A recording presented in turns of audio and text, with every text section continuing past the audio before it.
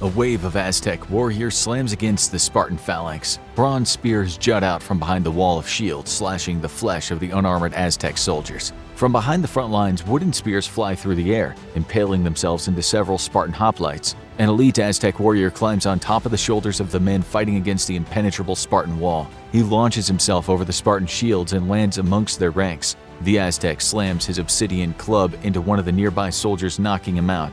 He slashes the neck of another before several short swords penetrate his chest. But at that point, the damage is done. The Spartan phalanx has been broken, and with it, the war could be lost. Aztec and Spartan soldiers were two of the most deadly fighters of the past. They never met, as the two civilizations were separated by time and distance. But if they had, who would win? In this scenario, we'll imagine what would happen if the Aztec and Spartan armies met one another on the battlefield at the height of their power. Only one civilization can claim victory. Let's find out who will come out on top. Both sides prepare for war. Their motivations for fighting and what victory means are very different. The Aztecs and Spartans each want more land, resources, and people to grow their empires. However, the Aztecs also need to capture sacrificial victims to offer to their gods. Every able-bodied Aztec man is expected to participate in the Song of Shields, where they go on conquest to battle and capture other warriors and bring them back for large festivals where the victims get sacrificed to the gods by priests and shamans. This tactic has worked for the Aztecs, as they're now in control of 200,000 square kilometers of territory. This land is broken up into 38 provinces. From within the empire, they extract tribute from 371 city-states, all of which help maintain the thriving Aztec capital of Tenochtitlan. The constant warring and battles to gather sacrificial victims have made the Aztec army practically unbeatable. The Spartans launched their military campaigns mostly to deal with existential threats, such as invasion forces from foreign lands. Epic battles like the one at the hot gates of Thermopylae have secured the position of Spartan warriors as some of the fiercest fighters in history. The Spartans control around 8,500 square kilometers, and when they dispatch soldiers to the surrounding area, it's not to collect sacrificial victims, but to suppress slave revolts and put city-states that have ideas of freedom in their place. Sparta also keeps an eye on their Greek neighbors in Athens and Thebes. Both of these cultures are constantly at odds with Sparta. But when Sparta goes to war, it is to gain power in land. They have no interest in taking enemy soldiers alive. The battlefield will be covered in their enemy's blood as the Spartan army marches toward a final epic battle against their new foe, the Aztecs. Aztec citizens have been preparing for the coming war since the day they were born. They're indoctrinated into a culture that rewards bravery and keen battle skills. From a young age, boys train in special military compounds where they're taught how to use different weapons and tactics for defeating an enemy while also taking them alive. After hours of training, they're told stories of the gods and the brave Aztec warriors who serve them. Their entire childhood is based around war and sacrifice. During campaigns to capture sacrificial victims, the Aztec children accompany the warriors as porters, there to carry extra weapons and spears while also witnessing the glories of war. The soldiers in training watch the battle from afar to gain more insight into how an Aztec warrior fights and to learn tactics that will help them become as deadly and cunning as the greatest heroes in the army. Eventually, they're ready to graduate from training and join the ranks as true Aztec warriors, but first they must prove themselves. The young soldiers are sent to battle, where they're required to take their first captive alive. They use their obsidian clubs called makwawit to wound their victims before knocking them out and tying them up with cord. Then the young warriors bring their sacrifice back to the veterans, who congratulate them and welcome them into their ranks. The young warriors cut off their long hair, which has been growing since the age of 10, and they are now men.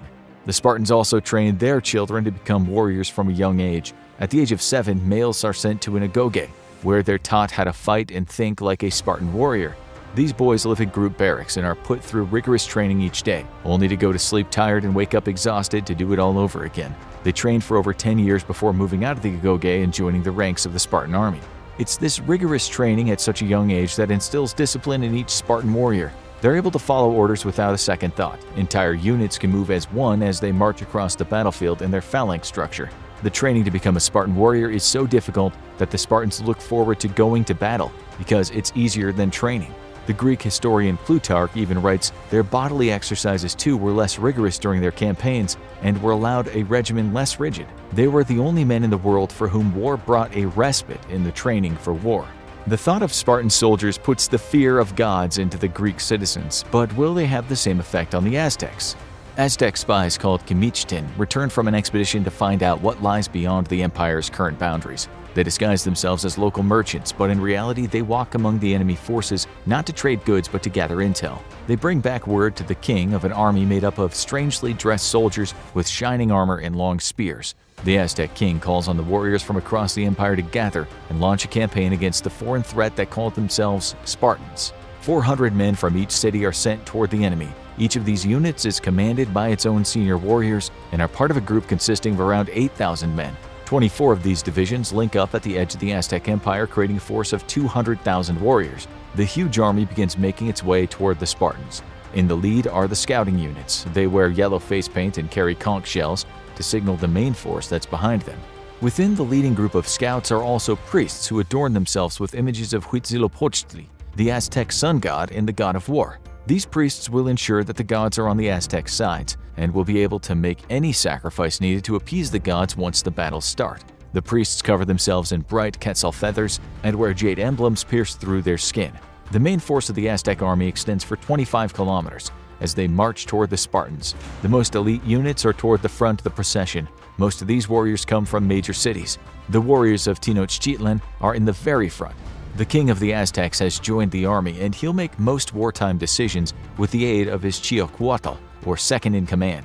4 other warlords loyal to the king also stay by his side to aid in strategic decisions. They give orders to the commanders of each unit, who then disseminate the directives to their men. The Spartans have been warned of the imminent Aztec attack.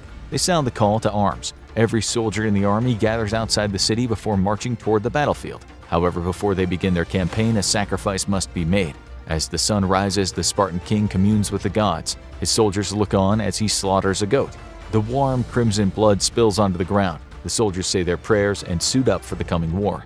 Every day they march, the Spartans also exercise. The warriors know they must keep their bodies limber for the coming battle. And just because they're about to engage an enemy does not mean that they can forego their daily workouts. They will meet their enemy the following day, and all hell will break loose. Each Spartan warrior carries his own weapons. They have a helot slave that holds the other belongings, such as 20 days worth of food and water. All that the soldiers have to keep them warm are their long red capes. This has been the routine for hundreds of years. Spartan warriors don't sleep in tents or in large camps on their way to battle. Their hardened bodies lay on the rocky ground so they can rest under the twinkling stars of the heavens. The Spartans are vastly outnumbered. Their entire army consists of around 20,000 men. Most are helots and perioikoi, who are little more than men forced to fight or mercenaries. However, the 5,000 or so Spartan warriors who are true citizens should be more than enough to hold the line and decimate the enemy force. They pushed back the Persians from their homelands, and the Aztec threat should be no different. The day has come for the battle between the Aztecs and the Spartans. It's a warm summer morning. The sun peeks over the nearby hills, bathing the battlefield in a fiery glow. The Aztec priests did not sleep the previous night. Instead, they sacrificed Spartan citizens that strayed too far from the protection of their army or fortified towns. Huitzilopochtli must be offered enormous amounts of blood and human life to ensure victory for the Aztecs. The Spartans are doing the very same thing for their gods. Zeus is offered goats and pigs are sacrificed to Ares, the god of war. The official fire bearer, who carries the Pyphorus all the way from the sacred altar back in Sparta to the battlefields, lights an inferno. The sacred animals are cooked and consumed by the men. The Spartans bathe and braid the long hair of their comrades as they prepare for battle. This will ensure that if they fall during combat, they will be prepared to meet the gods in the afterlife. When the morning rituals are complete, a trumpet sounds. The Spartan warriors sing the Song of Castor in honor of the Spartan war hero and demigod. This will help ensure that they are looked after during the war while also gaining more favor with the divine entities that rule the battlefield. After the song ends, the men begin to line up in formation. Final orders are given by the Spartan king. Every soldier listens intently, as they would follow their king through the gates of Hades if he commanded it. Now that the gods have received their offerings from both sides, the battle can begin. The Spartans move away from their camp and set up their phalanx structure across the battlefield. They have a small cavalry force of a few hundred men set up to their side, ready to flank the enemy or provide support. The Aztec army is massive, and the field upon which they battle is much larger than the hot gates at Thermopylae. The Spartan lines are only 10 men deep, but as long as the shield wall isn't breached, they will be victorious. The sun glints off the bronze shields and shines directly toward the Aztec warriors, who are hollering and posturing before the battle begins. War drums boom from within the massive army. The conch shells trumpet, and screams of Aztec warriors fill the air. The Spartans have their own instruments as well. Soldiers within the ranks of the phalanx play flutes so that the soldiers might march in time together. The walls of Spartans slowly advance toward the Aztec enemy. The Aztecs hold their ground. They're waiting for the Spartans to get into range. As the phalanx approaches, the Aztec warriors release a barrage of javelins hurled by their atlatls. They're equipped with sharp rock or obsidian tips. Most of the javelins break against the Spartan armor, but some find their way into the weak spot between the breastplate and the helmet, where the neck is exposed. These lucky shots puncture the Spartans' necks, and blood pours out of their severed carotid arteries. Spartans continue to march, stepping over their wounded and making sure that their shields stay tightly locked in formation. They seem unfazed by the enemy's ranged weapons. Every soldier in the Spartan army has the fear beat out of them during their time in the Agoge. They were bred and raised for battle. Nothing will stand in their way as they prepare to decimate the enemy. The Aztec king and his advisors look upon the battlefield from an elevated platform. They scour the landscape for any advantage for their troops. This particular region is relatively flat and void of vegetation. It'll pit the Aztec army against the Spartan army in a way that only their weapons, skills, and tactics will make a difference. It's unclear who will be victorious. The war drums of the Aztecs stop. The sound of the Spartan flutes eerily wafts across the battlefield. The Spartans are still advancing while the Aztecs await a signal to charge. The drums start beating again. Their rhythm increases in intensity and speed. The shouts from the Aztec ranks resume as they're ordered forward to conquer the enemy and bring sacrificial victims back to the capital. The Aztec soldiers sprint toward the Spartan front line. They're covered in war. Their animal pelts flail out behind them. The Spartans continue at the same pace. The soldiers tense their muscles, getting ready for the impact of enemy soldiers against their shields. The Aztecs close the gap. They're 100 feet away, 50 feet, 10 feet. Then it happens. The Aztec warriors slam into the Spartan phalanx. For a moment, the Spartans are pushed back from impact, their feet digging into the dirt as they slide backward several feet. The initial momentum from the impact slows to a stop. The Aztec warriors bash the shields of the Spartans with their obsidian clubs and axes, but the bronze is too strong, and their weapons either graze off them or shatter. The Aztecs continue their onslaught, looking for a weak spot in the Spartan wall. They find none.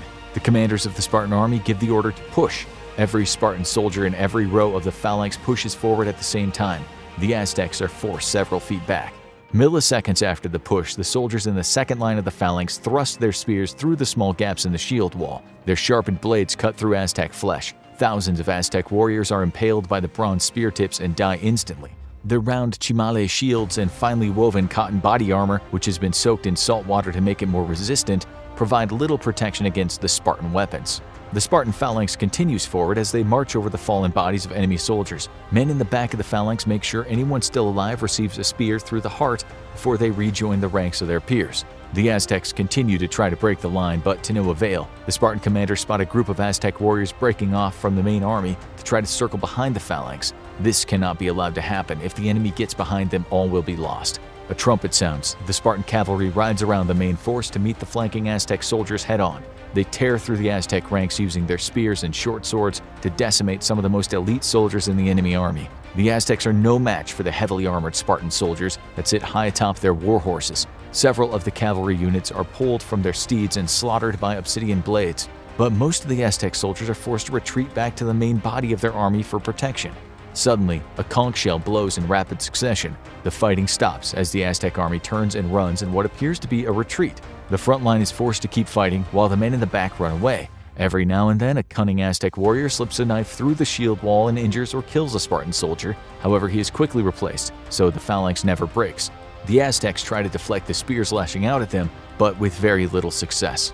The battlefield begins to clear. The Spartans do not let up. They continue their march forward. The Aztec force halts a few hundred feet away. Although the Spartans have killed thousands and thousands of Aztecs, they are still vastly outnumbered.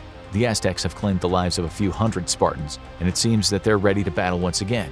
The Spartans continue toward the front line of the Aztec army. As they cross the battlefield, they notice the ground becomes soft and almost spongy under their feet. The Spartans pay little attention to this change in the texture of the ground and continue onward. This is new land for them, and the terrain is unfamiliar. When the Spartans approach the Aztec army, they notice the soldiers are smiling. It's as if they know something the Spartans do not. Suddenly, a series of blasts sound from the conch shells. The ground behind the Spartans begins to shift and explodes upward. The Aztecs had dug large holes under the cover of the previous night and hidden hundreds of soldiers in them. Before the sun rose, they concealed the holes with a false ground, so the warriors would be hidden until the opportune moment. That moment had arrived, and the hidden soldiers revealed themselves. Unfortunately for the Spartans, this Aztec force is now behind the phalanx. The main Aztec army darts forward and crashes into the shield wall once again. Simultaneously, the hidden Aztec warriors attack the soldiers in the back. The Aztecs have a plan. Once the hidden forces fiercely strike one section in the back of the Spartan army, the surprise attack catches them off guard, and many Spartan soldiers are brought down by obsidian clubs to the head. The Aztec soldiers force their way through the middle of the Spartan ranks, which are now being attacked from both the front and the back. These Aztecs have only one mission: break the shield wall. As the Aztec warriors make their way through the Spartans, they don't necessarily kill them, but they drive them aside so they can reach the front line. The final push by the hidden Aztec force breaks through the shield wall from the back. The Spartan warriors stagger forward as the Aztec soldiers shatter their defenses from behind.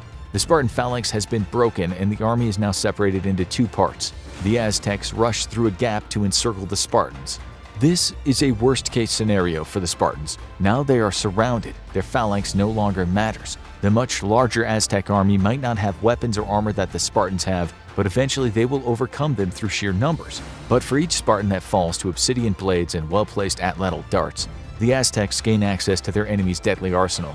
The Aztec soldiers grab the bronze shields off the ground and short swords from the belts of Spartans. They use them to hack at the enemy as more and more Aztec warriors flood onto the battlefield and surround the Spartans. With access to the Spartan spears, the Aztecs are able to dismount the small cavalry force. As the battle rages on, there is a holler from one of the most respected warriors in the Aztec army. The soldiers surrounding him back off and form a circle. In the middle of the circle is a veteran Spartan soldier and the most deadly Aztec warrior in the entire army. They circle one another, sizing up their foe. The battling continues all around, but these two warriors are only focused on one another. The Aztec war hero rushes forward and jumps high into the air with his macuahuit raised over his head. The Spartan brings up his shield and deflects the blow from the Aztec warrior. He parries and thrusts his spear forward. It slices through the side of his enemy. The Aztec warrior backs off and touches the wound. He looks at the blood dripping from his fingers and smiles. He gives his adversary a slight bow as a sign of respect. But the Spartan is exhausted. Even though he has trained all his life for battle, the unrelenting waves of Aztec soldiers have sapped much of his energy. The Aztec warrior pulls out an obsidian knife, so he now holds a deadly weapon in each hand. He sprints toward the Spartan and waits for the right moment. The Spartan soldier thrusts his spear forward in hopes of impaling the Aztec through the stomach, but at the last moment he falls to his knees and slides under the spear tip. Using his momentum, the Aztec warrior slashes the Achilles tendon of the Spartan with his knife. The Spartan falls to one knee as the Aztec warrior stands back up. The Spartan soldier tosses his spear aside and draws his short sword, knowing that he'll have to fight for his life in close combat.